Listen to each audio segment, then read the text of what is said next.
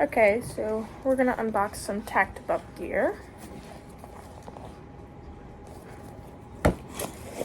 We love this company.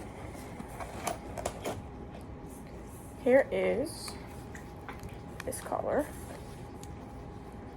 This is the neon green, and then we have black embroidery, and then pirate patch. We love the customization you can do. And then we also have a cobra buckle, which is a lot more sturdier than your typical buckles. Got that one. Bruno loves them. Then we got the red with teal embroidery. Then this is the gray flag, I believe.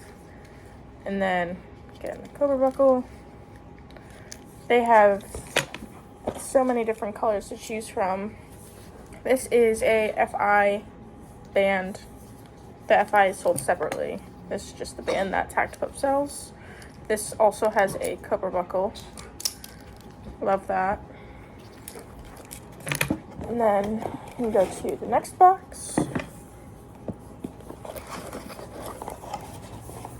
This is the mint collar from their Silver Edition series. I love this series. Again, this is the gray embroidery we have on here. The flag patch again.